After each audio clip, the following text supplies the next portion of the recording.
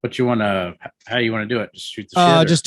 Just all the series. Just to hang out. Cool. I figure we'll start with Sixers Heat, since it was a big deal, and then we can just hit everything and talk a little about the Grizzlies too in there, get some color, and that'll be fine. Do you have a breakfast anecdote? I had a very good breakfast today. All right, perfect. Here we go.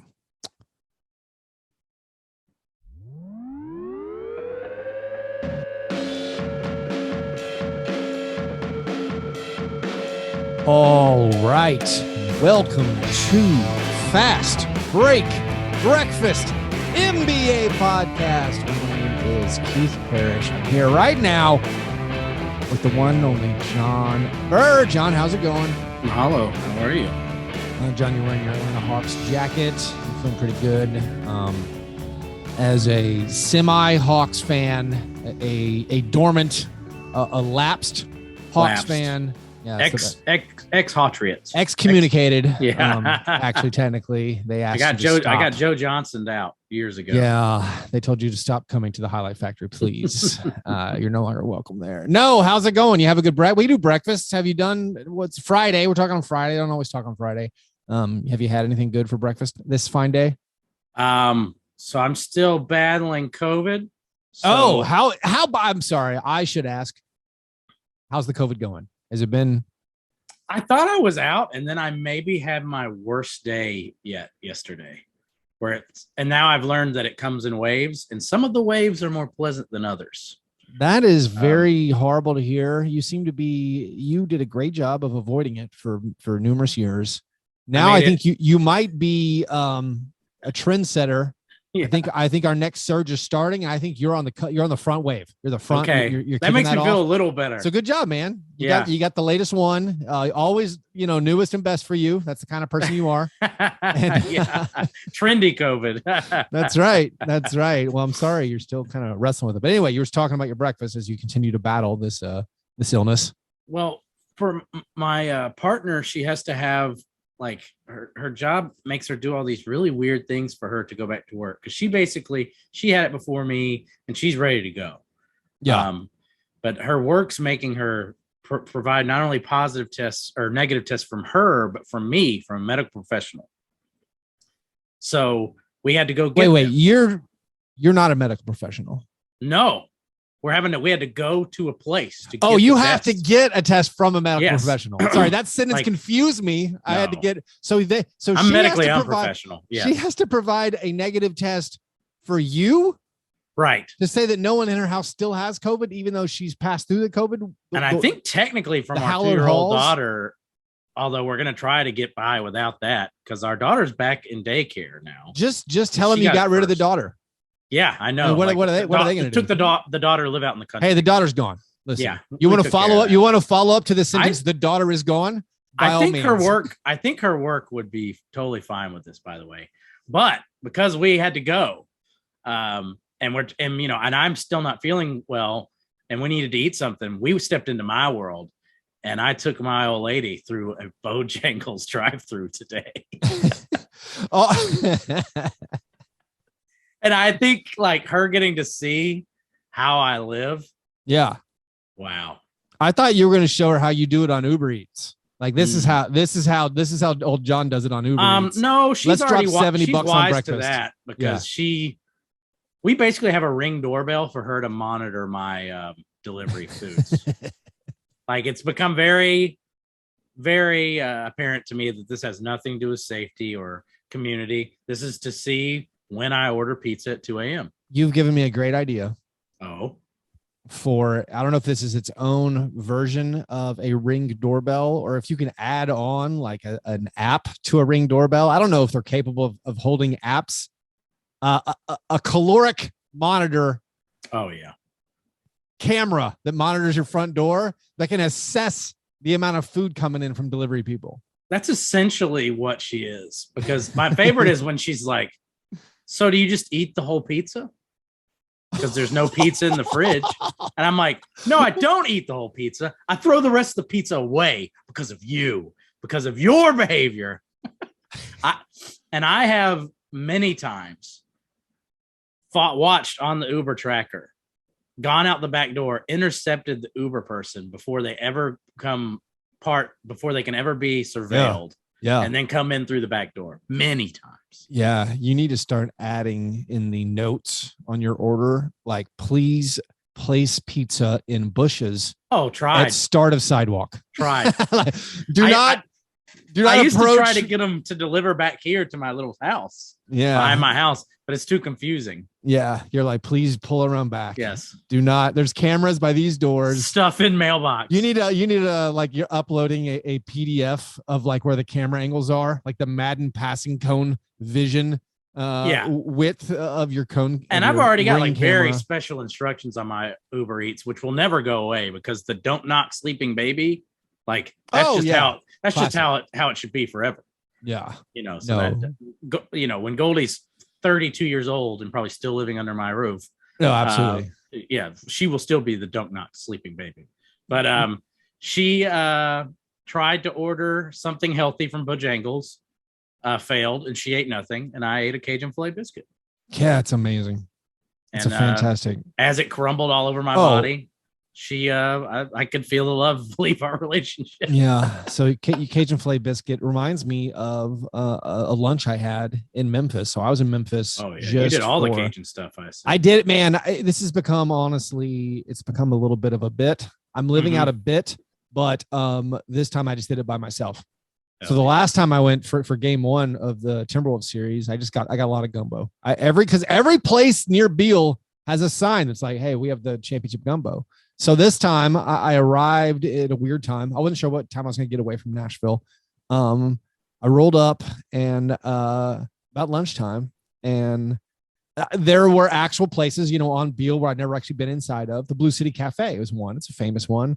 It's allegedly where like the Warriors had a team meeting or something in like 2015. But anyways, from there, my lunch was a bowl of gumbo.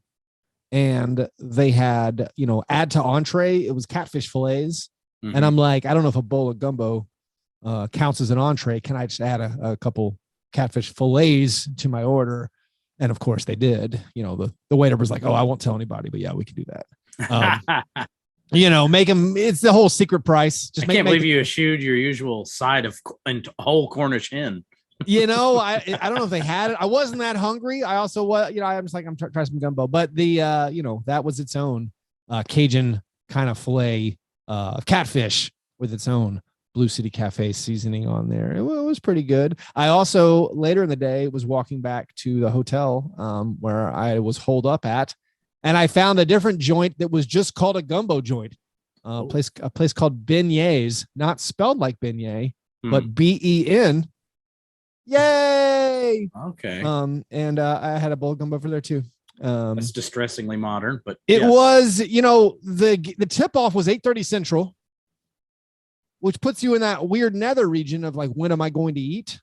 Mm-hmm. As far as like, all right, I need some food at noon. I guess the answer is always right now. Yeah. And honestly, it was always, you could, maybe you're out there saying, hey, just go ahead and just eat a full meal. But like, I was going to get inside the game at 5:30. Like I was going to go to the arena early, hang out, see what's going on, see if I could harass John Hollinger, those type of things that you do. Ooh, yeah. How did that mission go?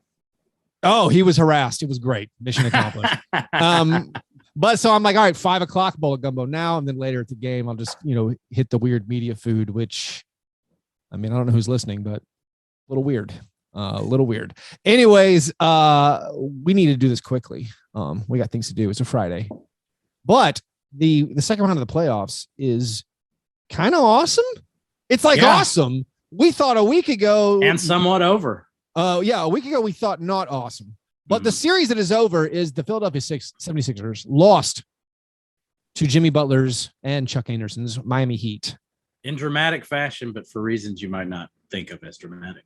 And what do you mean by that? Expound, please. I didn't really think that Harden could do it one more time. I didn't think he could do it one more time either. I didn't think it was going to be that extreme. And this man, to me at this point, this is sheer willpower now. It's a great dramatist. Yes. You're like, they're not, they're twisting the story. They're not going to get back to the point we think they're going to. They're going to, like, maybe this ending will be different than we thought. And no. They built up all of it. And then all of a sudden they swerve back in. And you're like, he went scoreless in the second half. Are you kidding me? He didn't even try to score. Are you kidding me? The man went scoreless in the second half. You traded Ben Simmons, who refused to shoot, for a man who's a 30-point per game scorer. And the guy went scoreless in the second half. How is this possible? And then you've got Tobias Harris. You got Tobias Harris, whom you chose over Jimmy Butler. I mean, having to watch it. That's not total. You know, I know Jimmy Butler twisted knife after the game. Yeah. And he's saying like, you chose Tobias over me. That's not really true. Print the legend, for God's sake. Legend. I can't believe the man who shot Liberty Butler. I mean, I can't believe it's a great magician. James Harden is a great magician where somehow he convinced us he was not going to do it again. I mean, I was stunned. He pulled it off. I couldn't believe what I was seeing. It was wilder than, any amazing legacy clinching performance I've ever seen. His legacy is truly cemented through his own decision-making, willpower, and want to. In game 4, he had an excellent game.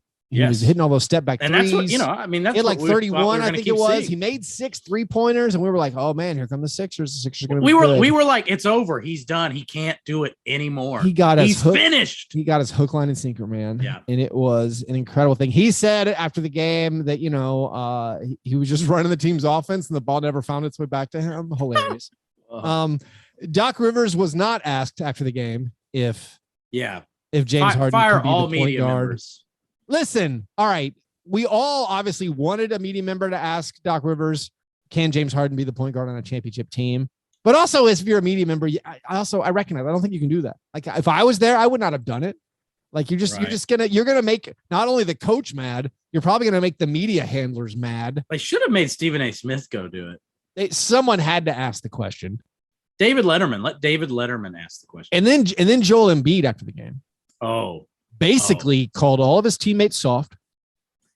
He's like, hey, all these teams that beat us every year have like these really awesome players that we don't have players like that. Yeah. Like PJ Tucker, I'd love to play with that guy. Like, we don't have a PJ Tucker. He basically called all his teammates soft. And then he was asked about Daryl Morey's job. Yes. And, getting the roster the way it needs to be. And the moves he praised were, he's like, Morey did a great job of getting Seth Curry and Andre Drummond, which are the 2 players that were traded away to get James Harden. I mean, it's just a tire fire. It's an absolute tire fire. We know they're going to fire Doc Rivers, but then James Harden talking about, are we going to get the guy James Harden wants? Like, why would you? James Harden's about to have $47 million worth of beignets to eat. I can't, I know the Sixers, there were things they could not control. Yeah. The process went terribly for them. The league interfered. The Colangelos interfered. Bad decisions were made along the way. It's not a referendum on the process, but there's just so many unfortunate twists where you had Jimmy Butler and now Jimmy Butler's gone. You had the hero of the Bucks Celtics game 5, Drew Holiday. You had him. That's how the whole thing started. You're like, one of the most pivotal playoff performers of the last 5 years. Yeah. We made it to game 7 of the Eastern Conference semifinals back with Drew Holiday and Evan Turner and Andre Iguodala. And they're like, hey, listen, we can't win with future finals MVP Andre Iguodala. We can't win with one of the great playoff performers in Drew Holiday. Oh, God. It's not going to get any better. We have to blow it all up. Let's trade Drew Holiday. We won't disclose his knee injury. We'll get Nerlens Noel and we'll start this process. And now, what is it, 9 years later, they still haven't gotten any further than they were before they started the thing. And again, it's not a referendum on the process because the process got screwed up. This is a diluted, I know Sixers fans that your hinky dream didn't actually play out, but it's just a disaster. It's just such a mess for this franchise. Let's move over to the Bucks part of it where Drew Holiday, absolute snatched the life out of Marcus hero. Smart. I thought the Celtics were going to win this game, but I'm at the arena. How did the Celtics lose this game? This is Wednesday night. One man. I'm at the arena, doing things before the Grizzlies game. I'm like checking the score, and it's like, all right, this team's up 14, this team's up 12. And then I get in my seat before the game's about to start, and it's close. And I'm like, what's going on? And then I get to see the final 2 minutes, and I'm just like, that guy Drew Holiday, I love him. I adore him. I go back, I check out the game, and like, oh, Drew Holiday had a bad shooting game. And I don't care. Like, he is a hero. He's one of my favorite NBA players. How did the Celtics? How'd they blow this? It's so strange because it's a rare conflation of one player choking horribly while another player snatches victory from the jaws of defeat, because Marcus Smart can't do this without Drew Holiday, and Drew Holiday can't do this without Marcus Smart. I feel weird blaming Marcus Smart. Like, I don't think, again, this is the minutes I watched. Yeah. At least in real time. I thought it was just superior play from Drew. Like, it's just like they got Marcus Smart to drive. It was a predator and prey situation. It really was. Where Drew Holiday was luring the gazelle. He lured into the savannah. Oh, man. Because he took it from him effortlessly twice. And then, the freeze frame of Marcus Smart with both hands in the air as Drew Holiday goes the other way with the ball. I'll remember that always. Yeah. The Celtics going to be playing for their lives on Friday night in game 6. This is a Celtics team. Like, a lot of people thought they were going to make the finals. I mean, you picked them to make the finals. I picked them to win it all. Yeah. They looked incredible, and they've had every opportunity. Right. It seems like, and yet have fallen. I still think the last two games, like, I don't know how they lost the last game. And we're even forgetting, like, there was a free throw rebound that hit Marcus Smart right in the hands. Yeah, it was just unlucky. You know who's really feeling good after the Marcus Smart thing? Dylan Brooks. Because say what you want about Dylan Brooks' performance, he didn't have 3 straight plays at the last 3 plays of the game go horribly wrong. And it's not a major market thing. That's really interesting. I wonder. I mean, obviously, from my perspective, it seemed like the Dylan Brooks vitriol was much more. I guess I don't see as much of the Marcus Smart. Let's talk about Dylan Brooks. The Grizzlies, right. In the game I was at, they destroyed the Warriors in all-time blowout. Just one of the most one-sided, lopsided games I've ever seen. The Indiana Pacers were embarrassed by that defensive effort from the Warriors. It was the worst. I couldn't believe what I was watching. Yeah. I mean, the Grizzlies, both teams were like hot, were like playing, very, very well. But at some point, it seems like the Warriors would just stop throwing the basketball away. Like, Draymond Green was just like not even trying to complete passes. Like, I know more turnovers than points. I know the Grizzlies, you got to credit their defense somewhat, but also the Grizzlies at this point know the Warriors plays, and they know, like, hey, if Kevon Looney gets it and Steph Curry's running, that's going to be a handoff. And Dylan Brooks winning, just got the handoff. He's like, I'm going to go get this. Like, why would I? It was like watching a defensive lineman steal the handoff, which is like a rarity. Right. Football. And really we were doing it. We had 3 different players doing it. John Conchar did it. You had a Melton Mania first half. You had Jordan Poole get stripped a couple times by Melton, who's like, I know your move. I'm now going to take the ball away. But like, the Grizzlies just kept doing anything they wanted on offense. I know there's unsustainably hot 3-point shooting, but anytime it was a half court set, they were like, hey, who's Jordan Poole guarding? Zaire Williams? Go play one-on-one. Yeah. Like, oh, hey, look, Klay Thompson's guarding Jaren Jackson Jr. Yeah, let's go one-on-one. It was an organizational disparity. Through 3 quarters, I couldn't get over the stat. Like, the through 3 quarter stats are they're just outrageous, where the Grizzlies had 4 turnovers through 3 quarters, and the Warriors had 20. Oh, man. I mean, obviously a 52-point lead like that's going to have some weird stuff, but like the Warriors had 20, I think, was it 24 field goals through 3 quarters? And they had 24 field goals through 3 quarters and 20 turnovers, almost a 1-to-1 field goal to turnover ratio. Meanwhile, the Grizzlies had 41 field goals and 4 turnovers. I thought, so the turnover thing, I was like, that's just incredible. Taking care of the basketball. And then I watch the Mavericks Suns game 6. Yeah. Did you know how many turnovers the Mavericks had through 3 quarters? Like 2, right? At 2. Yeah. Like, I didn't think I was going to see another disparity as far as, like when I saw Grizzlies Warriors through 3 quarters. But like the Mavericks Suns stuff, the Mavs had a 14-4 lead on 3-pointers after the first 3 quarters. The Suns had made 4 3-pointers and had 15 turnovers. And then the Mavs had 14 made 3-pointers and just 2 turnovers. I'm a little stunned that like I've lost all faith in the Suns role players. Like I thought they were like role players plus. Like I love Cam Johnson is like even a deeper cut role player. Yeah.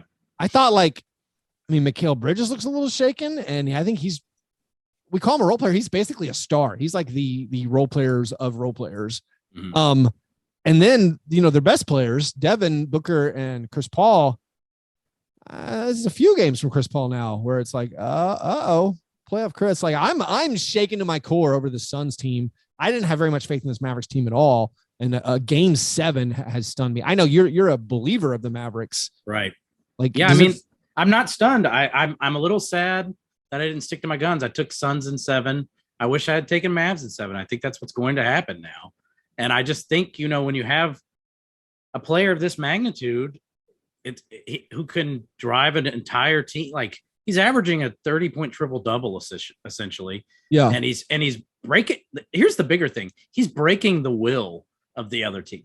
He also came out in the last game. It has been coming out strong defensively because he obviously was like, they're picking on me, trying to wear me out, and I'm just not going to let them. Yeah. It's been kind of amazing to watch. It's my favorite series. I think it's been the most fun, and I think the little things and the coaching battles have been a lot more interesting than say like, the dueling blowouts in our Grizz Dub series, which to me, by the way, like I'm getting no enjoyment out of that series until that game. It's just been torture. The game, going back to the Grizz Warriors, that game 4, obviously torture. But now the Grizzlies have led 95 of the last 96 minutes since Steven Adams joined the starting lineup. So where are you? Do you think we can power through and win in 7? I think Chris Harrington said this, the Daily Memphian Grizzlies writer. He said Grizzlies writer. Yeah, he's awesome. He said if this series started over, he thinks the Grizzlies would win comfortably. Yeah. He thinks the Warriors don't have any more twists to do. Yeah. Like they don't have the players. I mean, if Otto Porter's out, like that really hurts them. That's huge. Being injured. Like there's strategically things they can do. If Steve Kerr was back, I think maybe he doesn't get as awful as game 5 was, which also, I mean, one of the biggest losers of game 5, Mike Brown, were the Sacramento Kings. They're just sitting home excited they didn't hire Mark Jackson. They're literally high-fiving that their team hired a coach who was not Mark Jackson. And then they're like, hey, let's watch some playoffs tonight. And then they watch Mike Brown get beat by 50. And Mike Brown's post-game presser, almost as delusional as Doc Rivers' post-game presser. Did you hear him almost? Did you hear him do the poop talk? No, what's this? He did poop talk in the post-game press conference. Someone asked him the question, missed this. How do you flush this game down? And if you're going to say that, I mean, you just led the horse to water. He's like, well, when you're in the bathroom and you pull the little lever and it goes down. Yeah, we're going to flush it down. That's what happened. No, I was scared you were going to be like, he left a nugget, left a streak. I'm scared it was going to get way worse. But okay. No, I think the Grizzlies have a great opportunity to win. I mean, to win game 6. I think they figured stuff out with Steven Adams on the court. Yes. I think if Bane is healthy, like they can guard the Warriors. Honestly, I know the Warriors could obviously go off and take care of business on their home court. And did Bane break the plus-minus record? Yeah, he matched it at least. Yeah, he was plus 46, and then Klay Thompson tied the plus-minus record with minus 45 for that game. I mean, he was their leading scorer. The Grizzlies' depth gets exposed on the road sometimes. Brandon Clark has looked off kilter in the road games. Melton obviously, gets benched early in the road games, but what I've seen with Steven Adams on the court and the fact that they figured out, hey, if Draymond's on there, we can hide Steven Adams. And he's showing all the threes, for Steph Curry. Curry is not him. Like he's not MVP Curry. And how maybe beautiful, he will be. How beautiful is it that the narrative that was once applied to Tony Allen, if we win, we may now apply it to Draymond Green. Yeah, but the thing is, they're not going to print that. They just made all you need to do is go back. We need to make this clip go viral. Go back to the game where Steven starts to take a few steps towards Draymond at the top of the key, and Desmond Bain audibly yells, "Don't guard him, man! Don't guard him!" I love it. Oh man! Speaking of trash talk, also, one of the highlights from that Game 5 of Grizzlies Warriors was Al Capone performing "Whoop That Trick" and yelling in your face, Steph Curry into during Steph the Curry's eyes. Yeah, and then Draymond jumping around, joined into it. Like, you're down by 50, brother. I mean, that's kind of that's rough. I want to go back to finish up with Suns Mavericks. Last 4 games, Chris Paul, like his percentages are great for the whole playoffs and this series. That's what happens when you have a perfect game. But yeah, other than that, not so great. But even in this series, he's shooting over 50% from 3. He's just not shooting very much. Yeah, he's averaging 9.3 points per game, 6 assists, and 4.5 turnovers. How's Chris Paul going to play 33 minutes and only be averaging 9 and 6 with 4.5 turnovers? I'm shaken by this. Is this the same? You going back to the Chris Paul, the old Chris Paul of old? Is this the whole James Harden thing? These are master magicians. Sleight of hand. We never saw it coming. This will be a legacy game. This will be a legacy Game 7, one of the biggest games in years. I mean, I don't know who else to pin it on. Like, can we just credit the fact that like Dorian Finney-Smith is playing great defense? Like, it looked like the Suns when they blew him out in that Game 5, where it's like they said, "Listen, we're going to guard all the shooters." Yeah. Doncic is going to have his worst assist game in his postseason career. Like, I don't know. Like, is it the moment being too big for Chris Paul and for Devin Booker, or is it just, hey, they're facing a team that just understands itself? I think the Mavs are just really good. I don't really have anything bad to say about the Suns. I don't think anyone has blown the series. I think the Mavs are just really good. The Mavs are one of the teams that when the Grizzlies faced them, I was like, good grief, this team is just significantly better than everyone we play.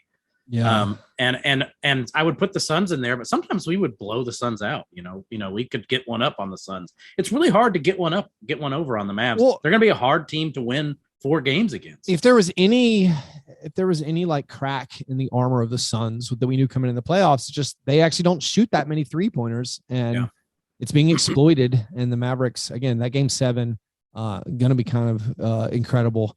I'm very excited about it. The Game 6 for the Grizzlies Warriors, we're hosting tonight on Friday night a watch party at Noble's Beer Hall. Might as well come by early. I mean, we're gonna have Celtics Bucks on before then. But the Grizzlies are going to be fighting for their lives. I expect it to be very exciting. We're giving away a handful of prizes, a bunch of some signed 8x11 photographs of Grizzlies players. We got 7 of those to give away, plus some other assorted prizes. So if you're anywhere near Nashville, come to Noble's Beer Hall.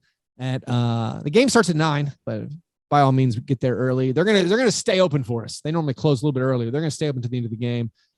So come on out to Noble's Beer Hall, hang out with the John and Chuck and me. By the way, we haven't talked about this because we haven't been all together. Last watch party, we're doing the drawing, and we have like a limited amount of time at the drawing. And like, there's so many people here. We're rushing everyone to, hey, go on the patio outside. There's like 100 people waiting for like us to draw these like raffle tickets out of the bucket. And Chuck just drops the bucket, and it's like confetti. It's like a confetti cannon. And like, it's just cloud of yellow tickets. There's no one whose interior matches his exterior less than Chuck Anderson. It is all Three Stooges. It is an absolute comedy moment. And then like everyone's like fishing, trying to find, like, if you didn't. Was it like a casino when Sharon Stone starts throwing the chips and everyone just starts grabbing them? Yeah. If we gave away tickets to Game 5 at this watch party. If you didn't win those tickets, it's because Chuck dropped the bucket. You were going to win until Chuck dropped the bucket. So by all means, we'll have another watch party. Friday night, Noble's Beer Hall, 9 p.m. in Nashville, Tennessee. Come and hang out. Well, John, appreciate catching up with you. I'll see you in a few hours. Rest of you guys, if you want to support our show, You can go to patreon.com/fastbreak breakfast. If you do that, we've been doing these watch parties over on the Playback app. It's pretty fun. We'll continue doing those. Also, you can see how Keith and I really respond to games, because the last one we were so despondent. Also, you can join our Slack channel, get access to exclusive bonus content. Also, this weekend, Patreon supporters who are competing in the Stone Cold Locks Playoff Challenge, make sure to go fill out your picks for the conference finals, because those are going to be set. I don't think we're not going to have a conference finals game until Monday, but just be ready to go ahead and fill out your conference finals picks if you need to. So support the show, patreon.com/fastbreakbreakfast. Anyway, you guys are the best. Thanks for listening. And remember, breakfast is the most important thing. Thanks, buddy.